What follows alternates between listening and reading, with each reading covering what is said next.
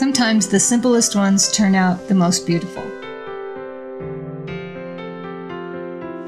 We've all done this where we go in and we see a skein of yarn and the colors are just beautiful. It's on clearance, but there's only one. It's not going to go that far. But here's what I did to solve that problem.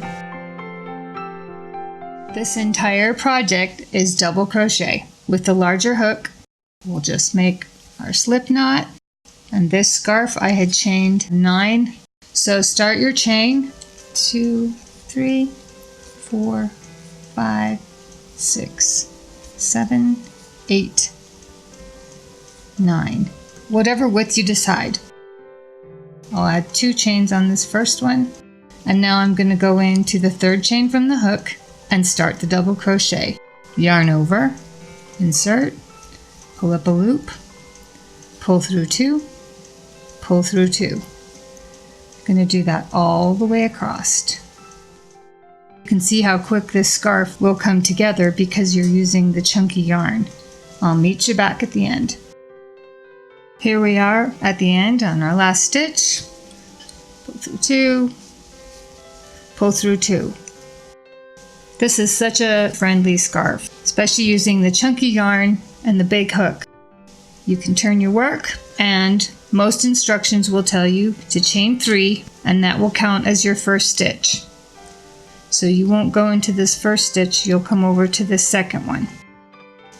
As you get better at crochet, you can do what you want. You can do 2 chains into the first, but let's just say this is the easiest beginner friendly. Chain 3, and now you'll do not into this first one, but into this second one, double crochets all the way across. The entire scarf is done that way.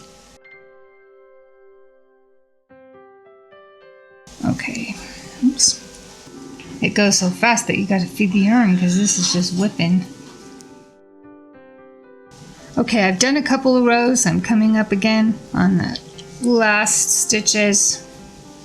And as you get to the end, you could go under the chain, but because this is already so chunky, I like to go actually in to the top of that chain. It helps to close up that hole a little bit and do our chain 3. When you chain 3, you can see that it kind of leaves some gaps there, but I'm going to use those spaces for the accent. So let me set this aside and you can see what I did with that. I just took a black piece of chunky yarn and I just threaded it through those holes back and forth so it looked like large stitches. And I want to encourage you, play with color.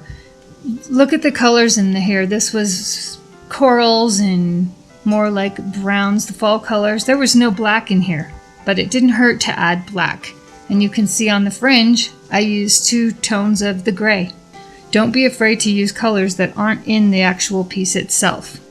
And let's say you don't have black chunky yarn. You can accomplish the same thing by taking regular yarn and just making a chain and using that as your chunky.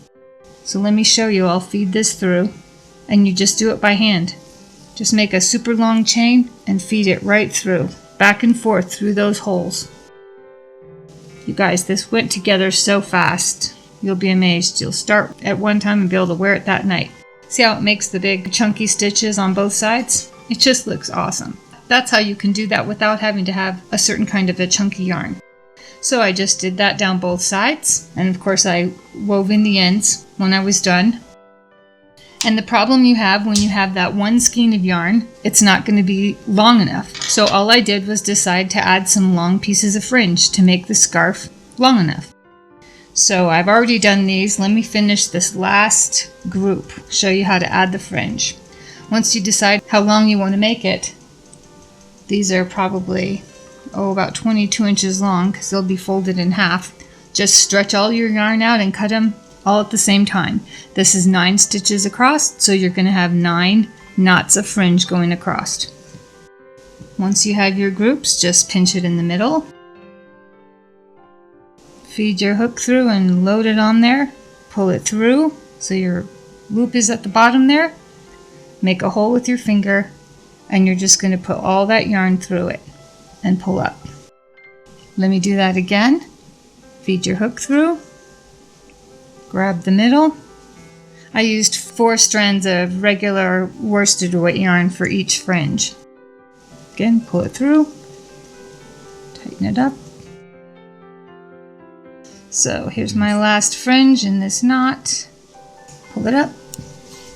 And then all you'll do is lay them out and just give it a haircut right across the bottom, wherever you want that length to be.